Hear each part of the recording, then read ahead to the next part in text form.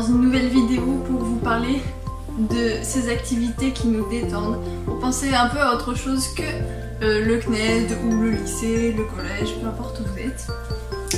Voilà, ces activités qui nous font du bien. Par avance, je m'excuse si vous entendez mon chat miauler dans cette vidéo. Il a été opéré il y a peu longtemps et il n'a pas le droit de sortir, donc ça le fait bien chier. Voilà, maintenant que c'est dit, on va pouvoir commencer. Alors, je voulais vous parler de ces activités qui nous détendent. Ça peut être n'importe quoi, c'est propre à chacun, moi j'en ai plusieurs.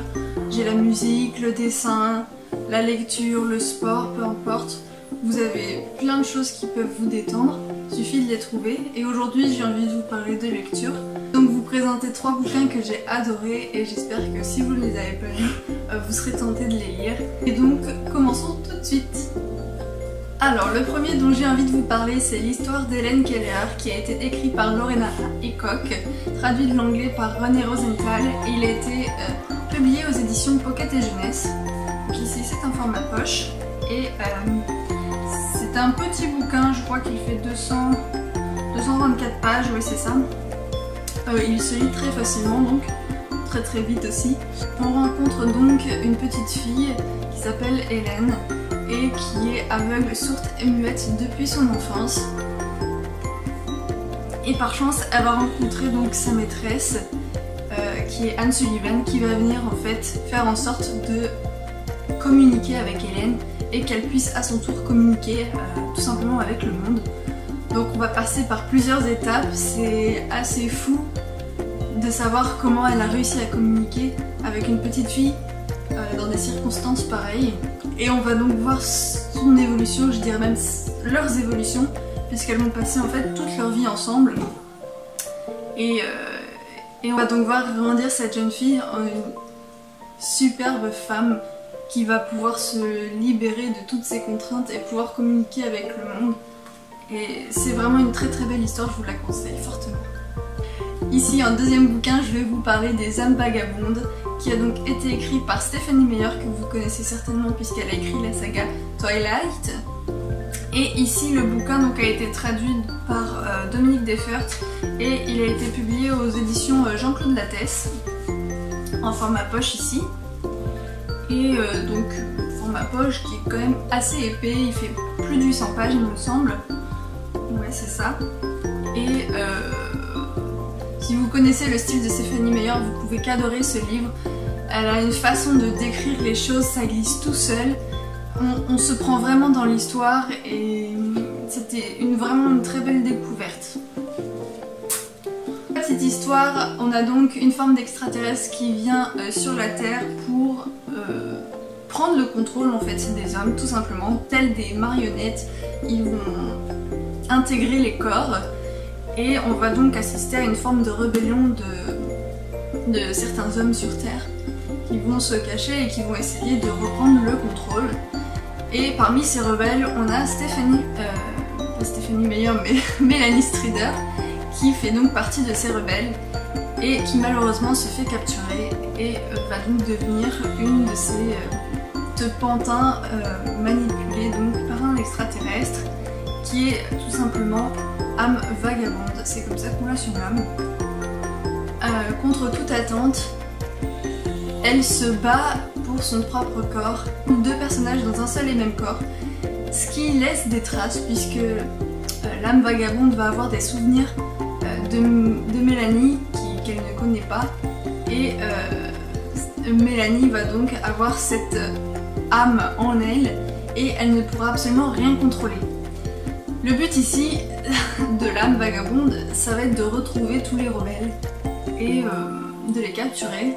Et Mélanie va tout faire pour l'empêcher d'atteindre ses secrets dans sa tête. C'est un combat un peu en intérieur. Mais au-delà de ça, c'est une histoire qui fait réfléchir, notamment sur la responsabilité qu'on a, nous, envers notre planète et comment on l'amène. Et finalement, ces extraterrestres, ils sont là pour la sauver. C'est pas facile puisque 2 personnes dans un seul corps, ça laisse des traces, c'est assez difficile à gérer au quotidien. Et puis finalement, elle commence à créer des liens et et donc c'est une superbe histoire. C'est quand même sur une durée de 2 ans. Il y a beaucoup de choses qui se passent. Ça a vraiment été une superbe lecture, je vous le conseille fortement. Ici, en dernier bouquin, je vais vous présenter La Passe Miroir de Christelle Dabos, publié aux éditions Guillemard et Jeunesse. Un livre qui a gagné le Grand Prix de l'Imaginaire en 2016.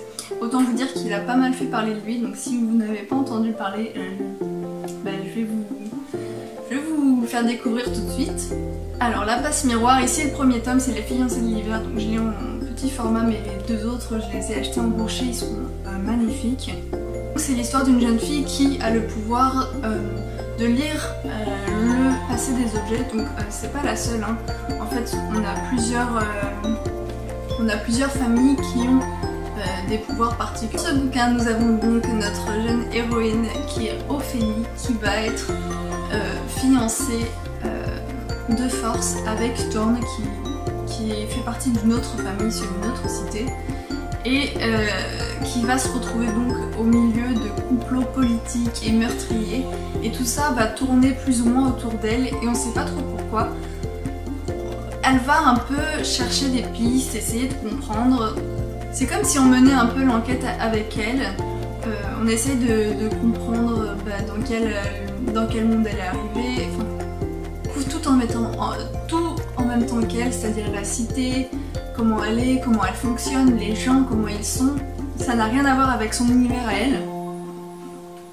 Et c'est une héroïne qui est vraiment hors du commun puisqu'elle est très gauche, assez entêtée, elle est vraiment têtue.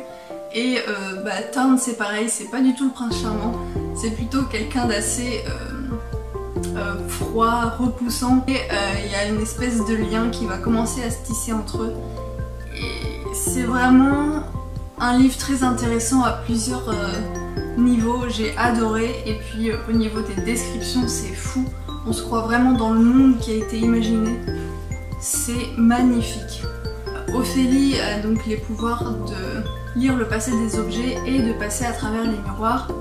Et son compagnon Thorn et tous les autres habitants de la cité ont chacun un pouvoir particulier. Chacun a un but particulier également, et c'est ce qu'on va découvrir. YouTube, j'espère que cette vidéo vous aura plu, que vous pourrez vous détendre un petit peu pendant les fêtes, d'autant plus que les fiancées de l'hiver c'est parfait avec ce temps-là, on s'y croit vraiment. Une période où on va pouvoir un peu se relâcher et se détendre. Bien sûr, je vous reposterai des updates lecture, puisque j'en ai lu déjà pas mal et je continue à en lire, c'est ce qui me déstresse pas mal. Je vous retrouve dans une prochaine vidéo. N'hésitez pas à me laisser des commentaires, je vous fais de gros bisous.